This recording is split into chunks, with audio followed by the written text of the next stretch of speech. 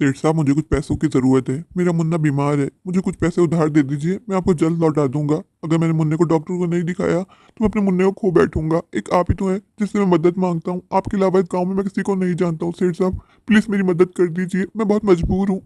बहुत उम्मीद लेके आया हूँ आपके पास। सेठ साहब, प्लीज़ मेरी मदद कर दीजिए। शाम ही तुमने अच्छा लगाया हुआ है, हर 2 दिन में मुंह उठा के आ जाते हो। हर महीने कितना उधार ले ले लो, कितना चुका दिया तुमने अभी तक। मैं तुम्हें कोई उधार नहीं दे सकता, चले जाओ यहाँ से। इतना तुम मेरे पास काम नहीं करते जितना उधार चढ़ाए जा रहे हो, चढ़ाए जा रहे हो। नहीं सेठ साहब, मेरी मदद कर दीजिए, मैं पक्का चुका दूंगा। मेरा मुन्ना बहुत बीमार है। आप जानते हैं मैं यूं उधार नहीं मांगता। मैंने खेती बाड़ी की थी पर बारिश हो गई, मेरी सारी फसलें बर्बाद हो गई। मैंने फिर से फसलें लगाई हैं। जैसे ही फसलों को शहर में बेच के आऊंगा आपका सारा उधार चुका दूंगा। बस इस बार मेरी और मदद कर दीजिए सेठ साहब। ठीक है श्याम, इस बार मैं तुम्हारी मदद करूंगा, लेकिन इस बार तुम्हें मुझे अपना ट्रैक्टर बेचना होगा।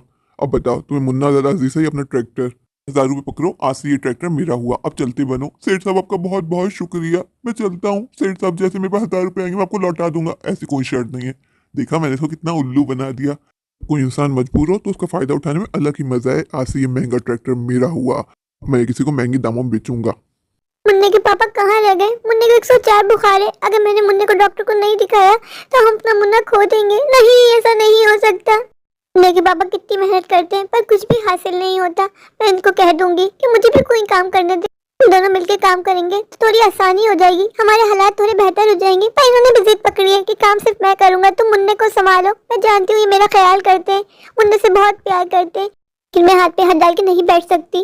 घर के इतने हालात खराब हो गए कि किराया भी नहीं दिया। अच्छा हुआ कि आप आ गए। क्या हुआ, कुछ पैसों का इंतजाम हुआ? हाँ, शिल्पा, पैसों का इंतजाम हो गया। ये लो 1000 रुपये, जल्दी से डॉक्टर के पास लेके जाओ मुन्ने को, इससे पहले कि बहुत देर हो जाए। पर ये पैसे आए कहाँ से?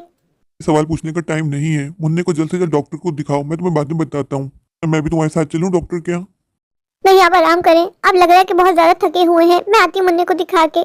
ठीक है, तो मुन्ने को डॉक्टर के यहाँ दिखा के ले आओ। मैं देखता हूँ, घर में कुछ राशन का इंतजाम करता हूँ, किसी थोड़ा उधार मांगता हूँ। अगर थोड़ा उधार मिल गया तो घर का राशन डलवा लेता हूँ। तुम 2 दिन से भूखी हो, मैं जानता हूँ। तुम उफ तक नहीं करती हो, कभी मुझसे कोई शिकायत नहीं करती हो। पिछले जन्म मैंने कोई पुण्य का काम किया होगा, तभी मुझे तुम जैसी पत्नी मिली। इन बातों का वक्त नहीं है जी। मैं मुन्ने को डॉक्टर के पास दिखा के लाती हूँ। ठीक है शिल्पा, ध्यान से जाना। अगर आप थके हुए ना होते तो मैं आपसे कहती कि हमें ट्रैक्टर में छोड़ दें। नहीं शिल्पा, आज तुम्हें डॉक्टर के पास पैदल ही जाना होगा। मेरे ट्रैक्टर में पेट्रोल खत्म हो गया था, इसलिए मैं घर के पास लेके नहीं आया। मुझे ऐसा क्यों लग रहा है ये कि मुझसे कुछ छुपा रहे हैं? ट्रैक्टर नजर कहीं भी नहीं आ रहा। मुझे ऐसा क्यों लग रहा है कि कोई बहाना बना रहे हैं? कैसे पता लगाऊं कि ट्रैक्टर आखिर है कहाँ? जब ये सेठ साहब के पास मदद मांगने जाते हैं, सेठ साहब इनको उल्लू बना देते हैं। कहीं इन्होंने सेठ साहब को सस्ते दामों में ट्रैक्टर हमारा बेच तो नहीं दिया? वही हमारी रोजी रोटी का जरिया है। जानती हूँ उनको कि मुझसे मुन्ने से बहुत प्यार करते हैं, इसीलिए इन्होंने ट्रैक्टर सस्ते दामों में बेच दिया होगा। मुझसे इतनी बड़ी बात छुपा रहे हैं, लेकिन अब मुझे भी कुछ करना होगा। आज भाई के पास जाती हूँ। भाई तो हमेशा राजी रहते हैं मेरी मदद करने को, पर मेरी चंडाल भाभी है ना, वो हर वक्त आंख लगाती रहती है। पर मेरे भाई बहुत अच्छे हैं। मैं आज भी उनसे मदद मांगूंगी ना तो मुझे यकीन है कि वो मना नहीं करेंगे। अब बहुत हो गया, मुझे इनका हाथ बटाना होगा। तब तक हम यूं ही दूसरों के आगे हाथ फैलाते रहेंगे। मैं भाई के पास जाऊंगी। भाई पे तो बहनों का हक होता है ना। अगर भाई से मैं उधार मांग रही हूँ तो ये तो मेरा हक है। पर ये भाई से मदद मांगने के हमेशा खिलाफ रहते हैं। ये कहते हैं हमें किसी से मदद नहीं मांगनी, हम मदद मांगेंगे तो ऊपर वाले से मांगेंगे। मैं जानती हूँ कि बात तो इनकी 100% सही है, पर जरिया भी तो ऊपर वाला ही बनाता है ना। क्या पता उसने इस बार जरिया भाई को बनाया हो। मैं भाई से कुछ पैसे उधार ले लूंगी, जैसे हमारा कोई रोजगार बन जाएगा मैं उधार लुटा दूंगी। पर ये बात समझते ही नहीं है। आज मैं जाऊंगी भाई के पास, चाहे मुझे छुप के ही क्यों ना जाना पड़े। मैं और यूं घुट घुट के जिंदगी नहीं गुजारना चाहती। मैं अपने मुन्ना को एक अच्छी जिंदगी देना चाहती हूँ। जब तक हम कुछ नहीं कमाएंगे मुन्ने को कैसे अच्छी जिंदगी देंगे? कुछ टाइम के बाद मुन्ना बड़ा हो जाएगा, उसका भी दिल जाएगा कि वो भी और बच्चों की तरह स्कूल जाए, पढ़ाई करे। मुन्ना सो रहा है, मैंने मुन्ने को दूध पिला दिया है, दवाई खिला दी है। वो 2-2.5 घंटे तक नहीं जागेगा। इनसे कहती है कुछ देर मुन्ने का ध्यान रखे, मैं भाई से मिल के आती हूँ। मैं तो दूर जा तो रही हूँ, बस भाई घर पे हूँ। काश मेरे पास एक मोबाइल फोन होता तो मैं भाई को फोन करके बता देती।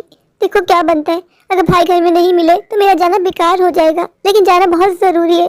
मुझे इनसे झूठ बोल के जाना होगा। अगर मैंने इनको बता दिया कि मैं भाई के पास जा रही हूँ तो ये मुझे कभी भी जाने नहीं देंगे। इनको मैं सच नहीं बताऊंगी और चुपके से जल्दी से जाऊंगी और लौट आऊंगी। इनसे कह दूंगी कि बाजी के पास जाना है, बाजी ने बुलाया था, उनको कोई काम है। अगर बाजी का नाम लूंगी तो ये फिर मुझे जाने देंगे, वरना ये समझ जाएंगे कि मैं भाई के पास जा रही हूँ तो मुझे पैसे ही चाहिए होंगे।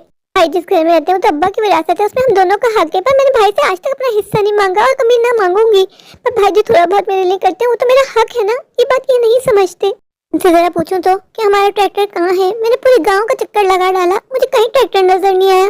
सेठ साहब के पास मैंने एक खरा हुआ ट्रैक्टर देखा है, लग भी हमारे जैसा है, लेकिन मैं इनसे आज सच उगलवा के रहूंगी। मैं जानती हूँ इन्होंने मुन्ने की खातिर सस्ते में सेठ साहब को हमारा ट्रैक्टर बेच दिया होगा। वही तो हमारी रोजी रोटी का जरिया है।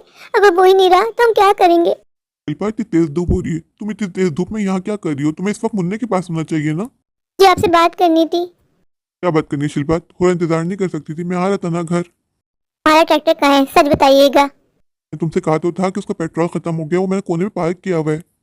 मैंने पूरा गांव छान मारा है, मुझे ट्रैक्टर कहीं नहीं मिला। बस सेठ साहब के घर के पास मैंने खड़ा देखा। आप सच बताएं, ये ट्रैक्टर सेठ साहब को सस्ते दामों में बेच दिया है ना? हाँ शिल्पा, मैंने सेठ साहब को ट्रैक्टर बेच दिया है। मैं करता तो क्या करता, मुन्ना कितना बीमार था, मुन्ने की दवाइयों के लिए पैसों की जरूरत थी। मैं जानती थी कि सेठ साहब ने आपको फिर से उल्लू बना दिया। और कितने में खरीदा उन्होंने आपसे? शिल्पा पूरे 1,000 रुपये में उन्होंने मेरी मजबूरी का फायदा उठाया है। नहीं शिल्पा कोई बात नहीं, मैं फिर से मेहनत करूंगा, फिर से खरीद लूंगा। मुन्ने से ज्यादा थोड़ी ना है। मैं जानती थी कि आप सेठ साहब के पास मदद मांगने को गए, वो आपकी मजबूरी का फायदा उठाएंगे। शिल्पा मैं क्या करता, मैं मजबूर था। तुम दिल छोटा मत करो, मैं मेहनत करूंगा, मैं फिर ट्रैक्टर हासिल कर लूंगा। तुम घर जाओ, मुन्ने को तुम्हारी जरूरत है। आप घर जाइए, मुन्ने का ध्यान रखिए। मुझे बाजी के पास जाना है। मुझे बाजी क्या काम है? शिल्पा इस वक्त तुम्हें बाजी से क्या काम पड़ गया? तो मैं आपके बताऊंगी। मैंने मुन्ना को दूध पिला दिया, दवाई खिला दी। मुन्ना सो रहा है। मुन्ना 2-2.5 घंटे जाएगा नहीं। बस आप उसका ध्यान रखिएगा। मैं जानती थी कि ये मुझसे झूठ बोल रहे हैं। मुझे लग ही रहा था कि फिर सेठ साहब के पास मदद मांगने को गए होंगे और सेठ साहब ने इनकी मजबूरी का फायदा उठाया होगा। अब हम क्या करेंगे? वही हमारी रोजी रोटी का जरिया थी। मुझे भाई के पास जाना होगा और कुछ पैसों की मदद मांगनी होगी। बुरे वक्त में अपने ही तो अपनों के काम आते हैं। अगर भाई से मदद नहीं मांगूंगी तो किसके आगे हाथ फैलाऊंगी? जब मेरी इनसे शादी हुई थी उस वक्त हमारे हालात कितने अच्छे थे। हम दूसरों की मदद किया करते थे। फिर अचानक इनके खेतों में आग लग गई। वो दिन और आज का दिन, आज तक हम कुछ नहीं बन पाए। दूसरों के आगे भीख मांग मांगे अपना घर चला रहे हैं। ऐसा कब तक चलेगा?